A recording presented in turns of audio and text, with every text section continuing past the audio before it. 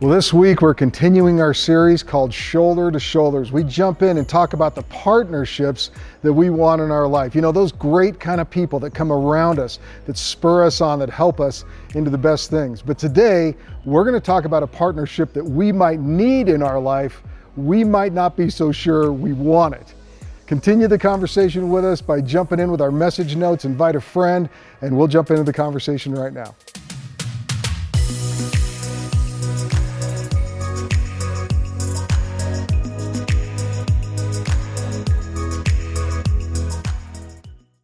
Hey, listen, for the last few weeks, we've been in a series called Shoulder to Shoulder, and we've been talking about partnerships, especially partnerships with people who come alongside us in so many ways, add to our lives and build into our lives. We've been talking about also not just how we can have partners like that, but how we can show up as partners for other people in the same way.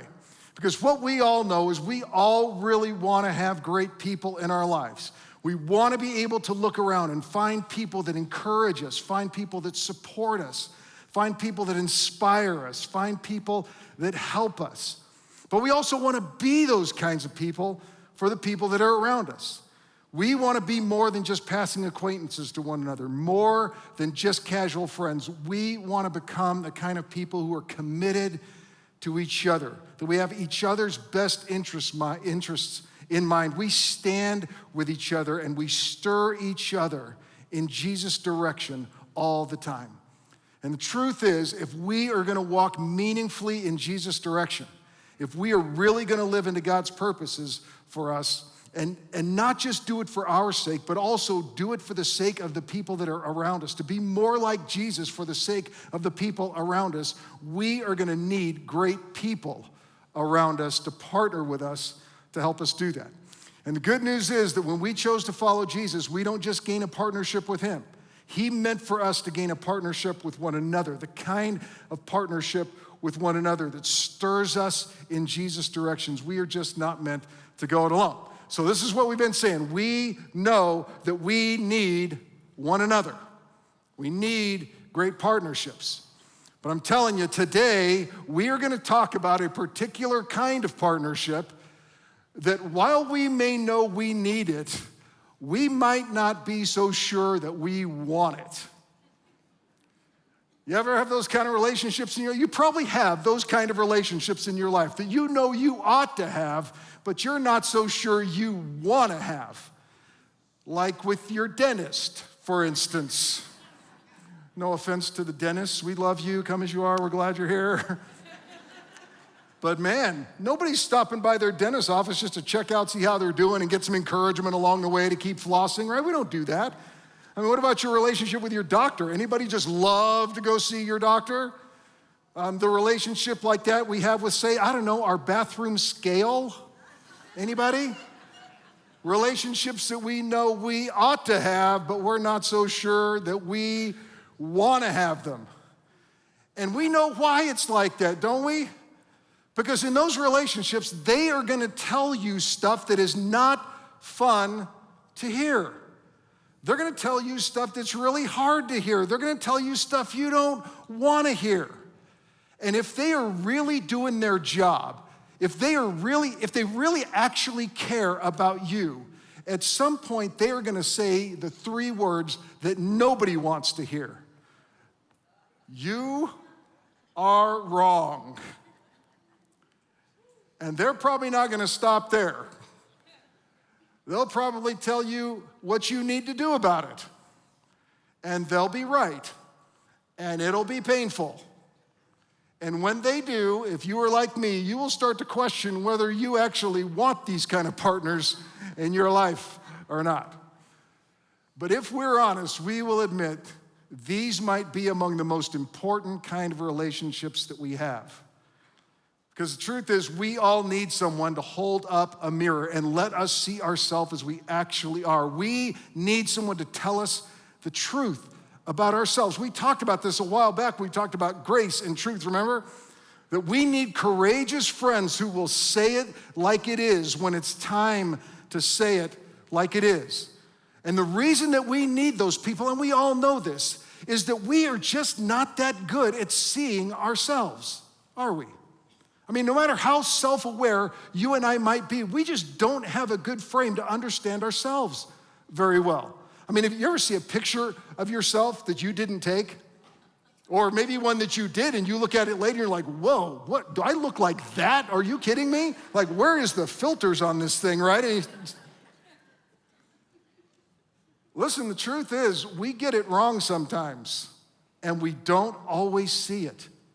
And left to ourselves, let me just tell you, we can get it wrong huge because we don't see it. We can get it wrong about things that really matter.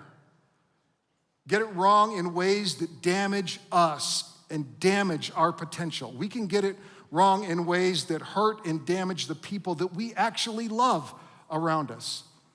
And let me just be honest, if you're a follower of Jesus, we can get it wrong in ways that tell people the wrong story about what Jesus is really like.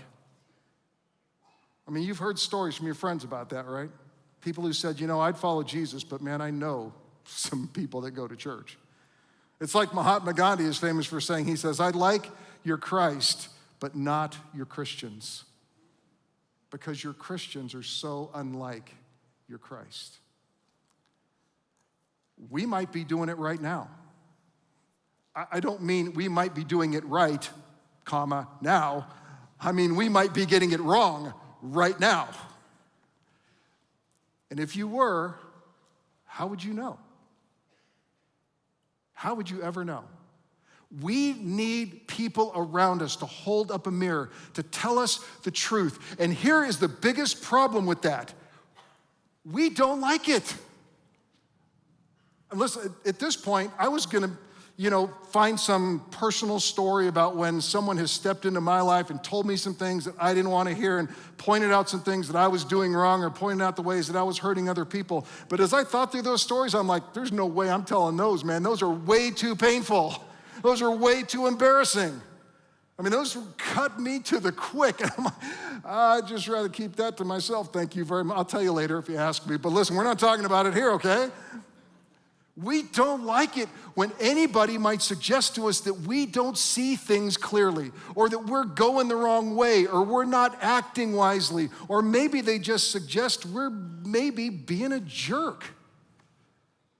But again, if we're gonna walk meaningfully in Jesus' direction, if we are really gonna go after the purposes of God for us, we're gonna need some help from each other. And we might just need some help in this way. We might need some help to see into our blind spots, to be honest with ourselves about the stuff that really needs to change, and then to get serious about the change. Because here's the truth, and boy, this is something to really grab onto today. If we let ourselves get away with it, we will never grow beyond it. Isn't that true? I mean, think of that thing that you probably should work on. If you let yourself get away with it, you'll never grow beyond it.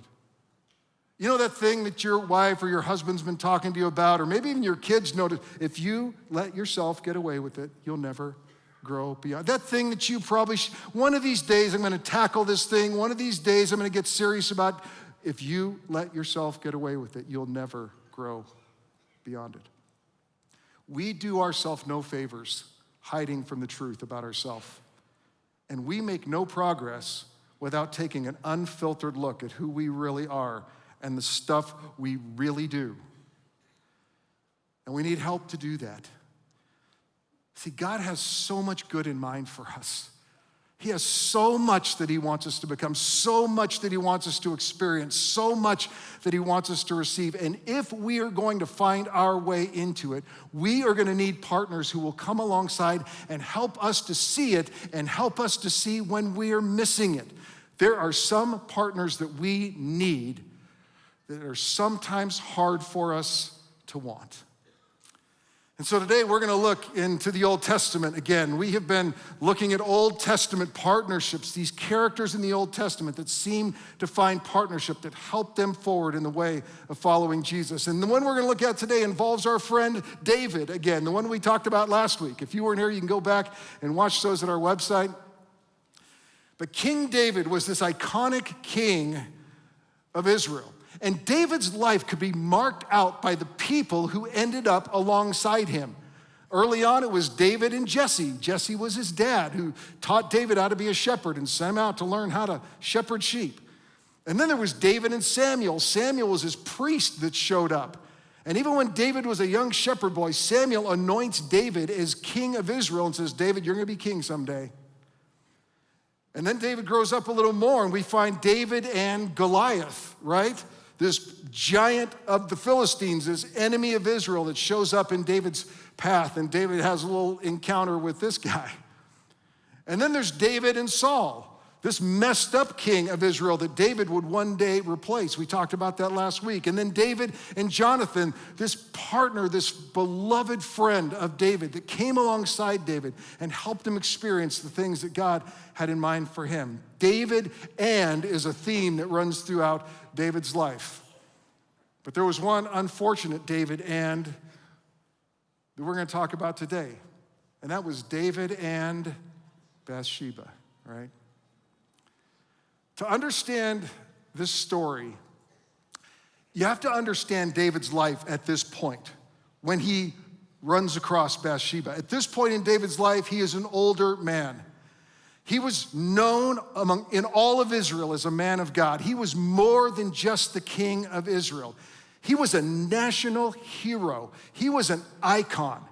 He had won all of the battles. He had established Israel's national identity. He conquered all of Israel's enemy. He seemed invincible. He was known by reputation as a man after God's own heart. No one questioned David. He was bigger than life. And aren't these just the kind of moments when we find ourselves maybe not as king of anything, but feeling pretty good about ourselves and where we have come to? Aren't these the kind of moments that are sometimes the most dangerous, where we make some of the worst decisions of our life? And that's what happened to David. In 2 Samuel chapter 11, the story starts out this way. In the spring of the year, when kings normally go out to war, now that, it kind of sounds like football season started or something, right? I mean, this thing happened. I'm not sure exactly why, spring, maybe the weather got better and all the kings of all the other nations were like, well, let's go conquer somebody, and that's what they did. I don't know. But it was this time of year when everybody normally suited up their army and went out to war. David sent Joab and the Israelite army to fight the Ammonites. They destroyed the Ammonite army and they laid siege to the city of Rabbah. However, David stayed behind in Jerusalem. David was supposed to be out leading the army. That was God's call for him. But David let himself be found home alone. He had isolated himself. He was not about the things that God had given him to do. He was alone with nothing to do. And that is a bad combination sometimes, isn't it? You could almost have predicted what would have happened. The story goes on. Late one afternoon, after his midday rest, again, nothing to do, David got out of bed and was walking on the roof of the palace. And as he looked over the city, he noticed a woman of unusual beauty taking a bath. So what does he do? He sends someone to find out who she was. And he was told, David, she is Bathsheba, the daughter of Eliam, and David, the wife of Uriah the Hittite. So you know what David does. Then David, because he is king and can do this kind of stuff, sends messengers to get her. And when she came to the palace, he slept with her. I think we have just become way too used to this story, way too familiar with what happened in this story. Because make no mistake, what David did was disgusting and terrible. He used his leadership as license to enrich himself at the expense of another person. He abused his authority for his own pleasure. Let me just say it more directly. He used his power to violate the humanity of a young woman And he did to her what, in my opinion, can only be construed as rape. And she became pregnant. And after all that, he didn't stop there. Because to cover it up, David decides to call her husband Uriah home from battle. He was out defending Israel like he was supposed to be. David wanted Uriah to go home and sleep with his wife so that it would look like the child belonged to Uriah. But Bathsheba's husband Uriah was an honorable man, and he wouldn't go home while his fellow soldiers were out in the thick of battle. So David tried getting him drunk so that in his stupor he would find his way home to his wife. But it didn't work. So what did David do? David had him killed. He sends Uriah back to the front line, tells Uriah's commanding officer to put him right in the thick of the battle. And as the battle heats up, pull back away from Uriah. And that's just what they did. And Uriah was killed. But that's not all. There is this cruel, horrible detail that the scripture includes when it says this: Uriah the Hittite was killed along with several other Israelite soldiers. Not only did David murder one of his own soldiers on purpose, he murdered several others on accident for no other reason than to protect his own reputation. Oh, the lengths we will go to protect our reputation. And then he takes Bathsheba as one of his wives. He had others. I told you, what he did was disgusting. And I just want to point out right here, if David, who had the faith in God to face down Goliath, who had the character to wait for his rightful place as king, who wrote songs of worship and adoration to God that we find in the book of Psalms to this day. If David, who was called a man after God's own heart, can get this far off track, you and I are not immune. As much as David wanted to put this all away quietly and go on as if nothing had ever happened, David had a partner that I'm sure he knew he needed, but in the moments to come would not be so sure he actually wanted. A partner named Nathan. Now, Nathan was a court prophet. He served the king by being connected with God and speaking to the king for God. He served on behalf of David, but he really served God for David. He was there to help David stay right with God, to stay on track as David led the nation of Israel. And so Nathan shows up to David and says this: So the Lord sent Nathan to the prophet to tell David this story. You can see Nathan's going to kind of soft sell this at first. He's going to kind of hint around and see if David really is paying attention.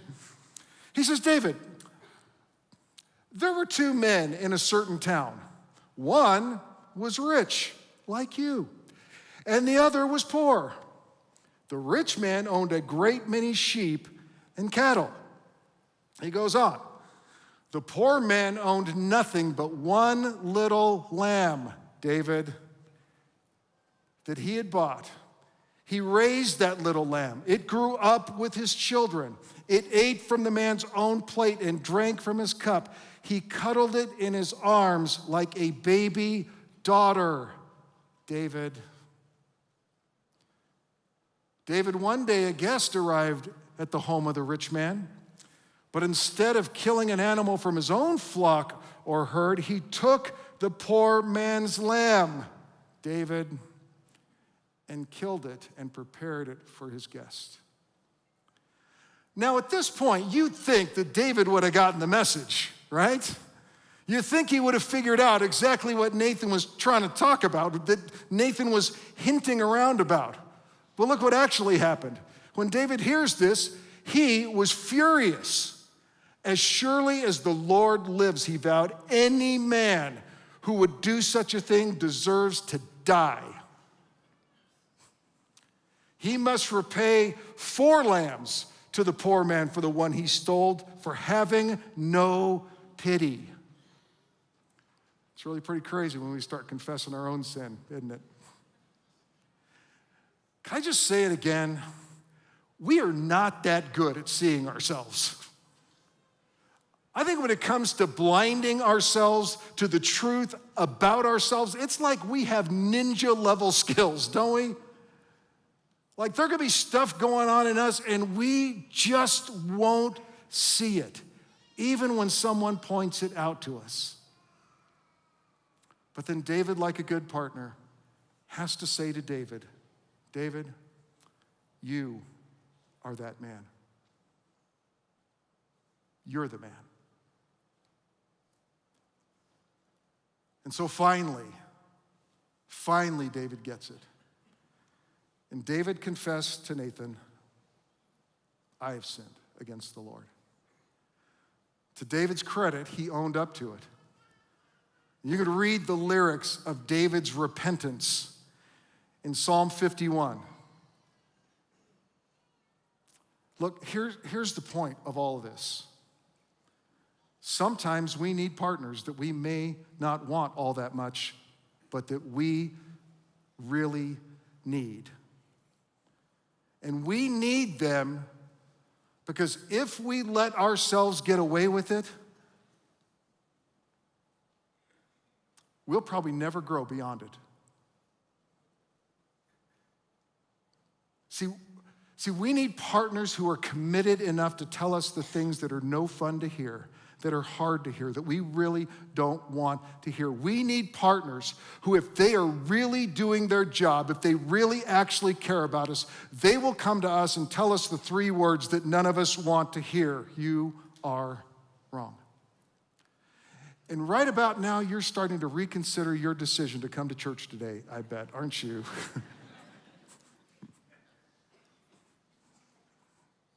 So I got a couple questions for us before we leave. Don't leave yet. So who calls you out? Who can tell you no? Who can make you stop? Who can say to you, you're wrong, and make it stick? We need those kind of partners, the kind that are so committed to what is in our best interest that they will risk rejection from us to give us a chance to correct course and to grow and to change. Who have you invited to be your Nathan? Who have you invited alongside you? And I put it like that because it has to be invited. It's on us to invite those people along. In fact, we really hate when people self-appoint themselves to be that person for us, don't we? Like when somebody shows up and goes, "Hey, you know what I'm gonna do? I'm gonna be your Nathan. I'm gonna just tell you everything you do wrong. How about that? Let's have a partnership." And you're like, not gonna happen. We've got to invite it. We've got to look into our life and see those people that we know they care deeply about us, and we invite them into this kind of partnership with us.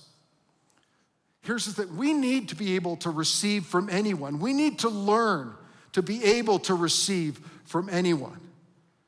But we need to invite specific people to be our mirror holders, to be our Nathans.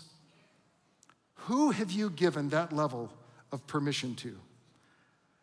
I would encourage you to just think of a name and maybe write that name down and maybe make a phone call to that person this week and either thank them for having been that kind of person to you and invite them for more, or invite them into that kind of relationship. Maybe you just take them out to lunch and go, "Could we have a little conversation about what I need from you?" Who calls you out? Here's question number 2. Are you ready to receive it? Does your demeanor say that you are open to correction? Does your posture tell everybody that you are open and ready for feedback? Is your heart fertile soil for correction? Can you receive it from anyone, even people you disagree with? Listen, it is a really bad practice to push away feedback just because of who it came from. It is a really bad practice to push away truth just because we don't like whose mouth it came out of. It may be that God is trying to use somebody, something, some circumstance to tell us something that we don't want to hear, but we desperately need to. And it is a bad practice to push people away just because we don't like where it came from. Does our posture communicate that we're teachable, that we're moldable, that we're correctable? We are such a defensive bunch, aren't we? I mean, let's be honest. I am so defensive so much of the time. We are so allergic to criticism in any form. And our culture does us no favors here, does it? Anyone who calls anyone out on anything these days is labeled judgmental and dismissed and canceled. We don't want to hear truth from anybody except the people who agree with us. And man, what a dangerous place to be, in an echo chamber of people who just agree with us. We don't learn a whole lot in those kind of situations. I get it. There is a bad version of this, right? There is that finger pointing, finger shaking. There's a bad version of this, no doubt, that we should not be any part of. But Proverbs 12:1 in the New International Version says exactly this. Whoever loves discipline loves knowledge, but whoever hates correction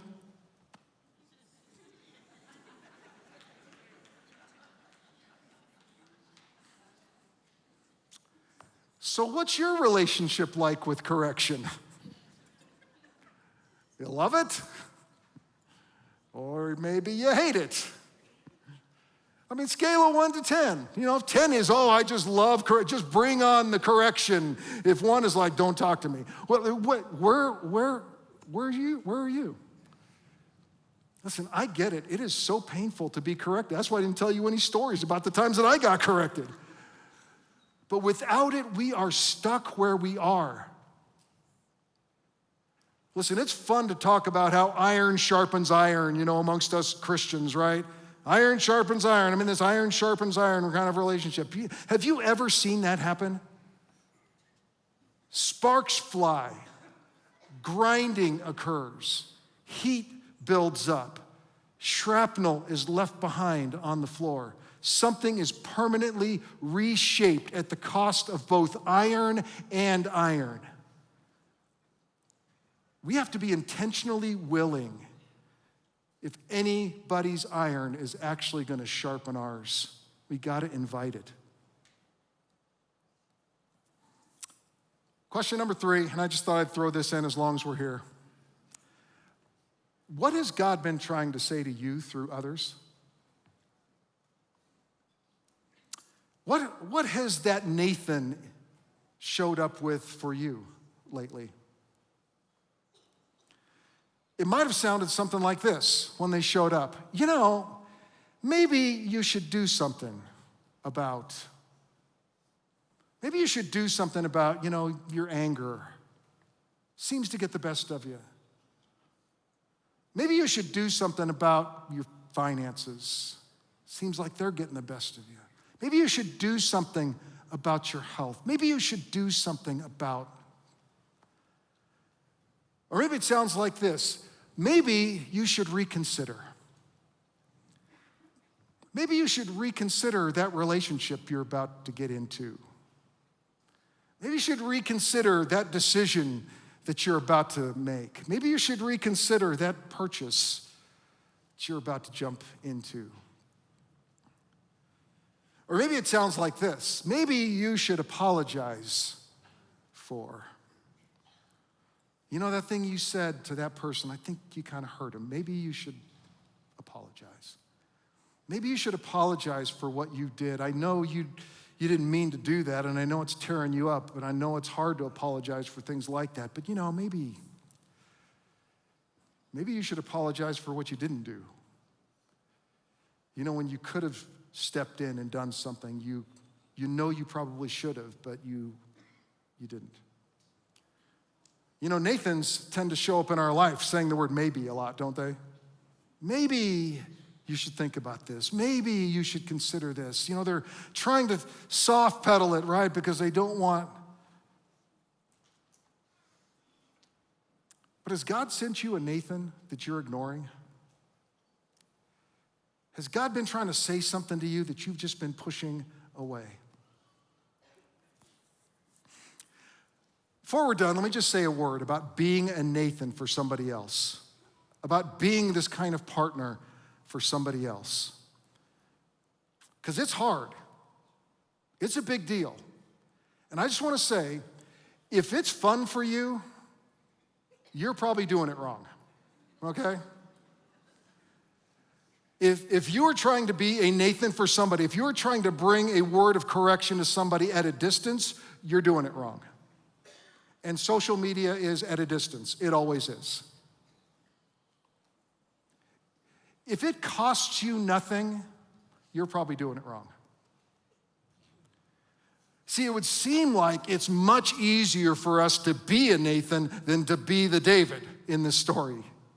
It seems like it'd be much easier to be the person that shows up with a little self-righteousness and a little correction to deliver than to be the person who has to receive all of that graciously. But it's not. It is a huge responsibility, right? It is a huge risk of ours to step in and be that person for another person when they need it the most. We can do so much damage to another person by delivering the truth badly. We need to ask, have I paid the price of relationship with this person? Because this always happens best in the context of deep partnership, seasoned partnership, sacrificial partnership. The Apostle Paul gives us this great instruction manual. In fact, I think it is the instruction manual for doing this well. And he says it in Ephesians chapter 4 when he's talking about all the things that we need to keep stepping in the direction of God, all the things we need to keep following Jesus. Instead of getting blown around by everything that's blowing on the wind and just picking up our feet and going with the flow of the current, he said, instead of doing that, this is how we got to do it for one another to help each other grow. He said, instead of being blown around like that, we will speak the truth in love, growing in every way more and more like Christ, who is the head of his body, the church. He's saying this is how we grow, not ignoring it, right? Not letting ourselves get away with it so that we never get past it, never grow beyond it, but speaking the truth in love to each other so that we can continue to grow. He says you gotta do these three things. You gotta speak. There are times we have to say the words to another person, to not just give them the cold shoulder or hope they figure it out, or if we just treat them a certain way, they'll figure it out. And no, we got to say the words, but we got to speak the truth, not just our opinion, not what we think they ought to do, but speak the truth about what somebody has done, what damage it has actually caused, not our speculation about what damage it could cause, and how it's affected us, and what our hopes are, the truth. But to do it in love. To do it with a posture of love, bent towards the other person's best interest, not just me getting something off my chest. We got to live in this tension of truth and love. Being the best kind of partner for one another means that we've got to manage this tension of truth and love, of truth and grace, and speak the truth in love to one another. There is a tension here that we can't ignore, and we've got to live into it as great partners to manage this kind of tension. We can't just let stuff go. So let me wrap up here. What we've said today is that we need partners who will speak the truth in love. But maybe even more difficult than that, we need to be the kind of partners who receive the truth as love. To receive the truth we hear from wherever we hear, to be open to correction from wherever it comes. To be grateful for the fact that for whatever reason and whatever way it has come, God has allowed that particular truth to find its way into our ears so that we can see ourselves as we are and to see the things that God actually has in mind for us, and so we can grow and be more like Him. To be the kind of partners that are willing to speak the truth in love, but to work on being the kind of people who receive the truth, hard as it is to hear, as love. And when we do, then we'll get to be more like Jesus.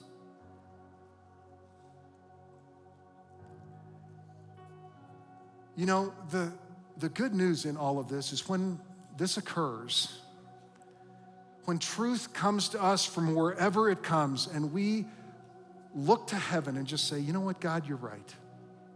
You're right. And then we take any step in God's direction. You know what happens? Same thing that happened with David. Because the very next line of the story is Nathan saying, David, your sins are forgiven. When we turn ourselves back in God's direction, God just says, your sins are forgiven. There's grace to meet you here. There's help to move you in a better direction. There's support for you to leave that thing behind and to do better.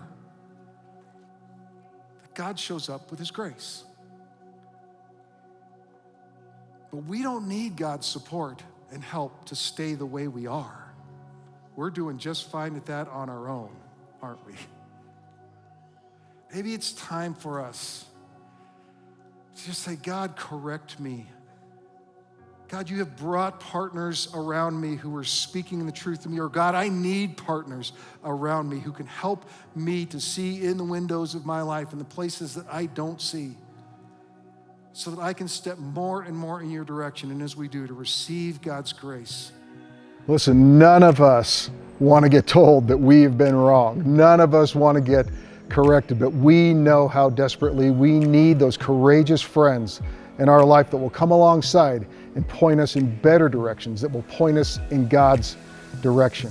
Invite those people along in your life, as difficult as it might be. Be courageous and be the kind of people that find a way to speak the truth in love to those friends that may just need that from us. Well, we're glad you've been with us today. If we can help you or be a support to you, go to canyonridge.org and find all kinds of resources. And make sure you like and subscribe. Share this content with the friends around you. Join us next week. We'll see you then.